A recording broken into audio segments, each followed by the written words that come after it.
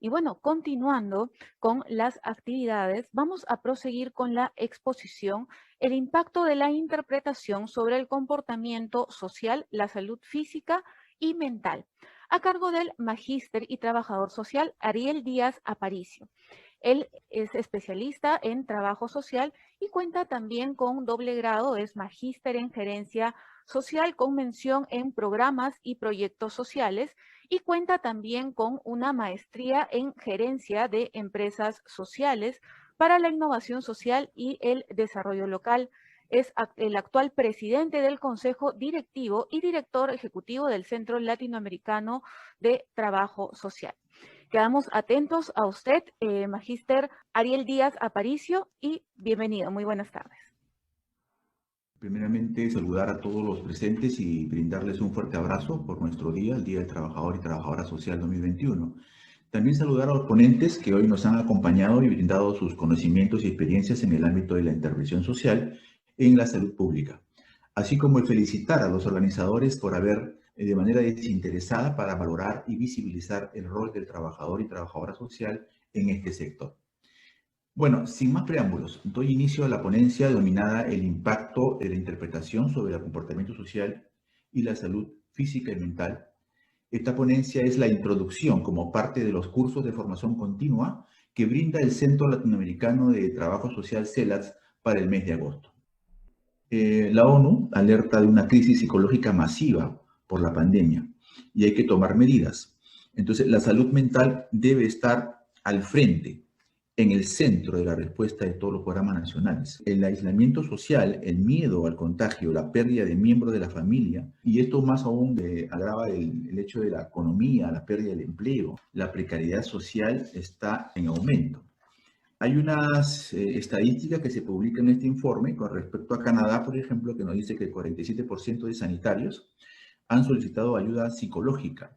Igualmente, los médicos en China estaban sufriendo de depresión y ansiedad. En el Reino Unido se había incrementado también los problemas de salud mental por los cierres de los colegios, las universidades, la preocupación por la salud familiar de los contagiados, la pérdida de una rutina por la falta de socialización, de contacto entre uno y el otro. Esto generó, lamentablemente, estos problemas que están agravando el tema del alcoholismo, el tema de la violencia, ¿no? De 66% de mujeres y 34% de hombres han aumentado sus tareas domésticas. Bien, esto es parte de la estadística que habla del informe. Siguiente, por favor. Y también nos dice en relación a que la salud mental requiere de una mayor inversión y que debe estar inclusiva dentro de los programas nacionales como una respuesta al coronavirus. Los gobiernos deben implementar mayores medidas de protección, ¿no? Económico y social. Hablamos de mujeres, niños y adultos mayores. Y finalmente el informe dice que es hora de abordar las desigualdades y organizar unos servicios comunitarios básicos efectivos, ¿no? Que protejan los derechos humanos como parte de la respuesta al coronavirus. Bien, aquí en esta parte del contexto de este informe, es evidente que los trabajadores sociales tenemos que mirar el ámbito personal.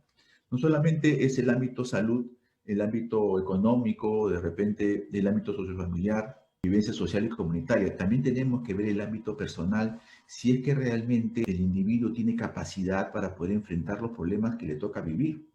Que no todos somos iguales en ese aspecto, cada uno tiene sus propias debilidades y fortalezas y hay que conocerlas. Aquí nos habla de la evaluación de las habilidades personales. Estamos hablando de los efectos psicosociales producidos por la pandemia afectan el comportamiento de las personas, ¿no? En este caso el miedo, la ansiedad, la angustia, la irritabilidad, la depresión, entre otros, ¿no? En este contexto, las habilidades personales en situación de exclusión y riesgo social. Una persona que está autoexcluida está en riesgo porque no es capaz de poder enfrentar sus propias adversidades. Aquí les quiero mostrar esta tabla, es un esquema que nos muestra Alfredo de Sosa, médico de medicina mente-cuerpo. Dice el impacto de lo mental emocional sobre la salud. Este esquema como que nos dibuja cómo se produce el proceso de un hecho a un actuar, ¿no? Desde la interpretación de un hecho, el sentir, el culpar a alguien y actuar. Si nosotros analizamos este esquema, nos daremos cuenta, por ejemplo, Cuando el enamorado ve a la novia que abraza a un joven, el enamorado entra en celos, rompe con la novia sufre, cuando al final el enamorado se da cuenta que el joven que estaba abrazando a la novia era su hermano. Entonces es un tema de interpretación, es un tema de juicios y prejuicios que muchas veces las personas suelen imponerse primeramente a una apariencia, le dan un valor de afirmación. Entonces esos son juicios declarativos, son juicios de valor propios de su formación que los llevan a prejuzgar antes de averiguar. O sea, digamos, para poder interpretar un hecho tenemos que buscar las evidencias y ser más consistentes en lograr encontrar una realidad y una verdad. Pero ¿qué pasa? Que siempre lo emocional, como suele ser irracional, actuamos en función a esas interpretaciones y logramos sentir cosas que no son adecuadas, ¿no? De repente sentimos ira, cólera, deseo de hacer daño, de golpear, ¿no? Y entonces señalamos un culpable, pero no nos damos cuenta que al señalar a los demás deberíamos señalarnos primero a nosotros mismos, que somos los primeros responsables del pensamiento en el que estamos empleando para poder juzgar a alguien. Entonces, la interpretación de un hecho puede confundir la situación. Por ejemplo, alguien se te cruza en la calle, no te miró, tú lo conoces, un amigo de años, no te miró, y tú dices, caramba, ¿qué pasó? De repente está molesto conmigo. ¿Qué habrá sucedido? Entonces, haces una serie de preguntas y conjeturas y comienzas a llegar y te estresas tú mismo, ¿no? Pensando que algo has dicho, algo has hecho mal y tu compañero no te quiere saludar. Pero realmente nunca te vio, no se dio cuenta simplemente, pero en todo el camino estaba formulando pensamientos y al final te llegaste a estresar. Entonces, esta interpretación ante los hechos, siempre es bueno adoptar comportamientos que nos seamos más inclusivos, ¿no? Como comprender, cómo aceptar y cómo averiguar para poder lograr realmente qué cosa es lo que sucede para dar una interpretación más correcta y más exacta y no sean los prejuicios los primeros que nos aborden en dar definiciones. Y ahí es cuando confundimos los sentimientos y las emociones, ¿no? Sentimos lo que no deberíamos haber sentido, ¿no? Si es ira o rabia, de repente nosotros mismos lo hemos creado. Y esto nos lleva a culpar, a señalar, haciendo sufrir a otras personas con comportamientos de discriminación, comportamientos de desigualdad, comportamientos de riesgo social, de exclusión o comportamientos de autoexclusión. En el caso de que, por ejemplo, una persona que viene de provincia, en una comunidad, por ejemplo, chipiva, andina, viene y hago una discriminación, ¿no es cierto? Cierro la ventana de mi carro porque se me está acercando una persona que tiene una apariencia étnica, pero a mi juicio pienso que es una persona desagradable, es una persona que me va a romper o me va a romper la luna. Entonces esos son prejuicios y son, digamos, juicios declarativos que al final me llegan a interpretar un hecho de manera inadecuada. La discriminación es producto justamente de la interpretación. Bien, este es un cuadrito que les pongo porque esto parte de un curso de enseñarles cómo opera realmente y hacer las prácticas para un buen desempeño y de esa manera poder mejorar nuestros juicios valorativos y poder tener mejores interpretaciones de los hechos antes de actuar. En la siguiente diapositiva, cuando hablamos de exclusión social, hablamos de discriminación. Hay un estudio que ha realizado Jorge Yamamoto, psicólogo social de la Universidad Católica, que se llama ¿Cómo somos los peruanos?, donde ahí se ve la identidad nacional, ¿no?, que se compone, digamos, por una gran variedad o diversidad cultural. El Perú tiene más de 42 culturas, y entonces tampoco como que nos podemos confundir, no sabemos cómo es la identidad del peruano, la identidad cultural es multicultural. Entonces, ante la pregunta de la investigación es ¿cómo somos los peruanos?, las respuestas son positivas, somos respetuosos, trabajadores y solidarios. Pero cuando tercerizamos la pregunta y decimos cómo son los peruanos, inmediatamente decimos todo lo contrario. Decimos que el peruano es negativo, hipócrita, envidioso y busca y disfruta el fracaso del otro. Entonces tenemos dos tipos de peruanos según la investigación. Una nos dice que el peruano es respetuoso y otra nos dice que el peruano es desubicado. Entonces, el respetuoso es aquella persona que siempre está identificada por los valores familiares y que los encontramos en las comunidades rurales. Ahí aún se conserva este tipo de familias, digamos, tradicionales, respetuosas de los valores familiares. Y esos valores son la solidaridad, la cooperación, ¿no?, el respeto y la honradez. Y cuando nos encontramos con el peruano desubicado, que generalmente lo encontramos en las zonas urbanas, vamos a encontrar aquel que no reconoce su identidad, excluye y rechaza al migrante, siente envidia por su progreso. Eso es lo que nos dice el estudio de Jorge Yamamoto y que evidentemente está lleno de percepciones, juicios y creencias y valores en lo cual nos hace, digamos, sentir incómodos frente a este proceso de inclusión producido del uno hacia el otro. El rechazo del uno hacia el otro. Decía Heinz Bude, un filósofo alemán, nos decía que el individuo tiene miedo de verse reflejado en el otro, no lo reconoce y lo discrimina. Bien, la siguiente, por favor. ¿Qué sucede cuando una persona es prejuiciosa permanentemente? Está generando áreas de conflicto. Entonces, estas áreas de conflicto se van dando, digamos, acá en este cuadrito, en el esquema, ven en la parte de abajo, ven una línea amarilla. Bueno, esta línea amarilla viene a ser la línea de tiempo y la línea anaranjada viene a ser la intensidad. El estrés y el sufrimiento, ¿no? Vamos a medir hacia arriba. Y las líneas de color verde, curvilíneas, perdón, son las áreas de conflicto. Una área de conflicto producida en tu familia. Se va sumando una segunda área de conflicto en laboral. Una tercera área de conflicto, vamos a poner el caso en tus estudios, ¿no? O de repente con tus amigos, en tu vida social.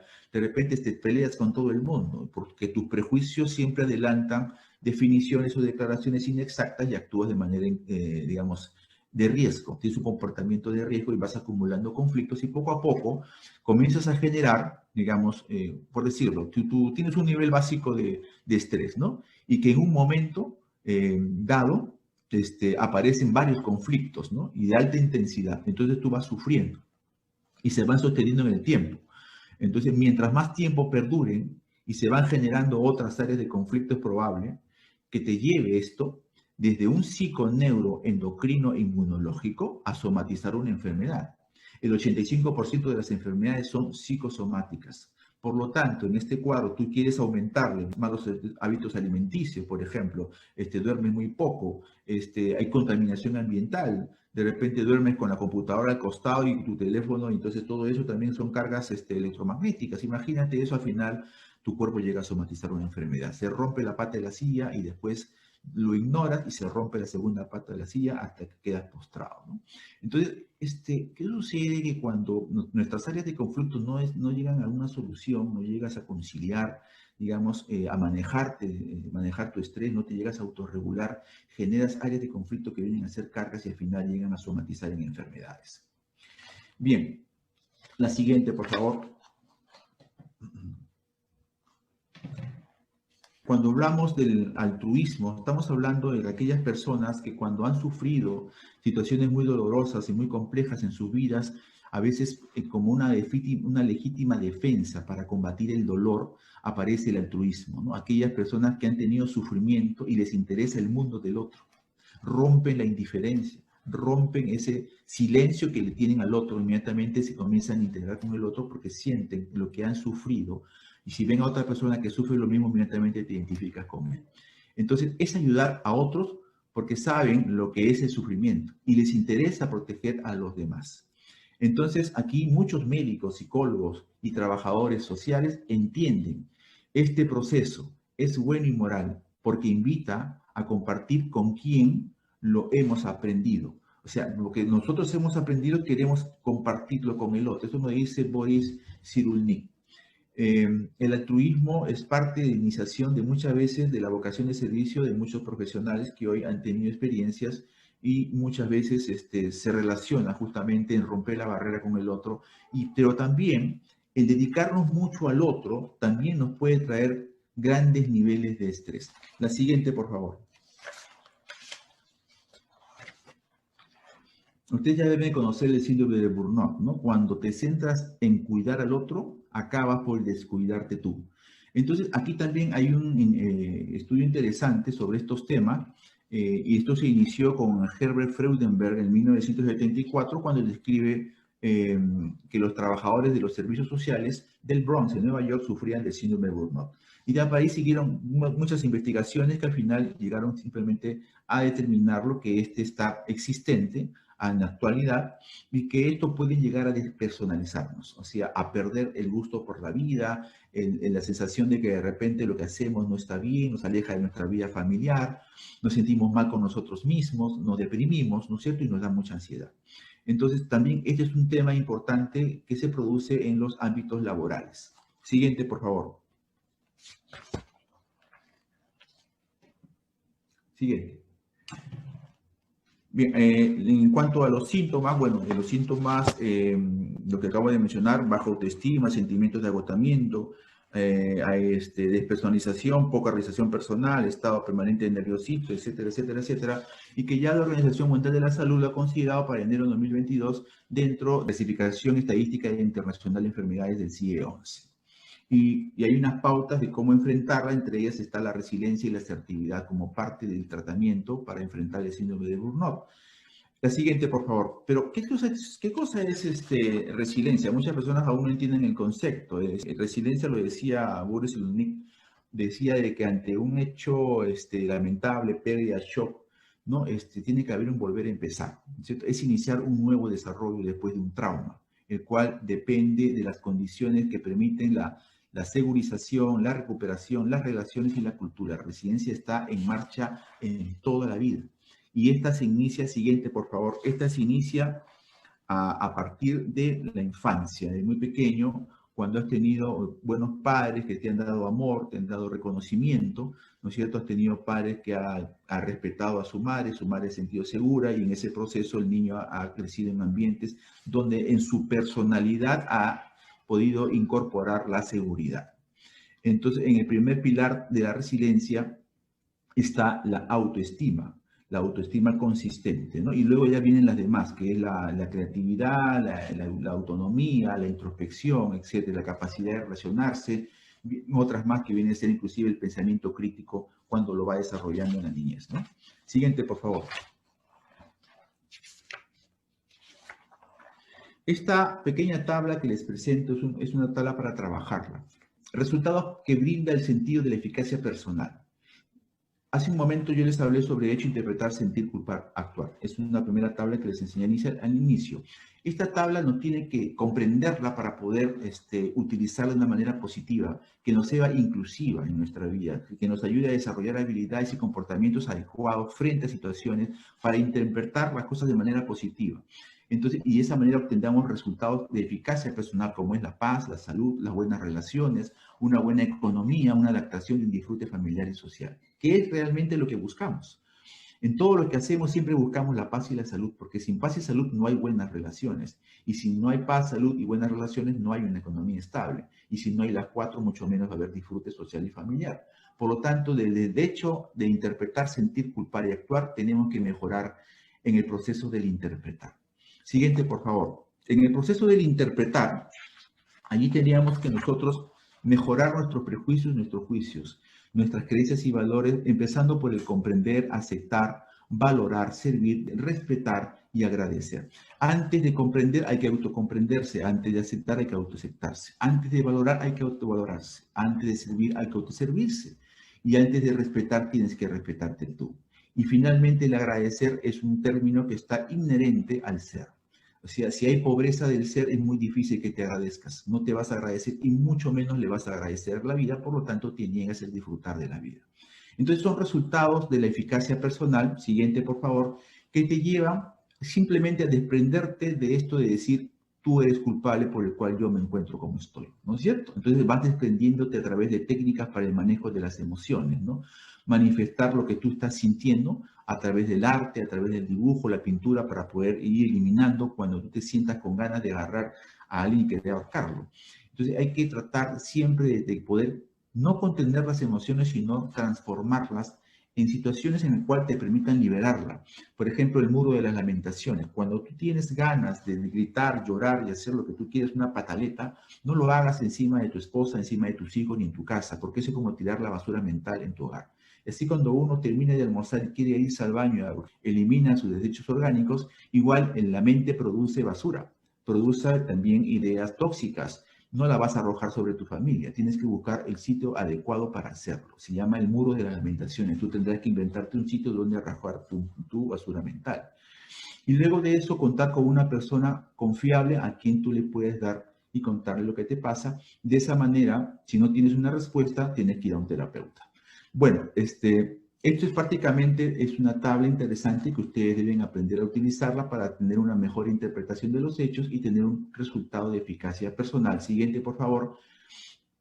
Y esto nos permite desarrollar la inteligencia interpersonal y la inteligencia intrapersonal, ¿no? Porque de ahí partimos del autoconocimiento, la autorregulación, el manejo del estrés, que nos llevará a un ser, hacer, tener y disfrutar. Evidentemente eso nos da la felicidad. Siguiente, por favor, por ahí terminando. Espero no haberme pasado el tiempo. Y aquí les dejo una herramienta para que la vayan practicando. La felicidad tiene un propósito y contraste. Yo cuando digo blanco, evidentemente, para diferenciar el color blanco, tengo que ver el color negro. Si quiero saber si hay luz, tengo que darme cuenta que hay oscuridad. Por lo tanto, esa es la felicidad, tiene un propósito de contraste para ser reconocida. La ignorancia tiene un sentido y propósito de contraste para reconocer, valorar y disfrutar el conocimiento. La enfermedad tiene un sentido de contraste para reconocer, valorar y disfrutar la salud. La pobreza tiene un sentido de contraste para reconocer, valorar y disfrutar la riqueza. Y el encierro tiene un sentido de contraste, la libertad. Sin el conocimiento, la salud, la riqueza y la libertad, no podríamos reconocer la felicidad. Una sociedad es rica no por el petróleo que hay bajo las piedras, sino por la calidad humana de las personas que la conforman. Bien, eso sería todo en mi posición. Espero que esto les haya servido. Esto es parte de un curso que se va a dictar en agosto en CELAM, un curso más completo con ejercicio para el buen desempeño. Bien, muchas gracias. Paso el micrófono.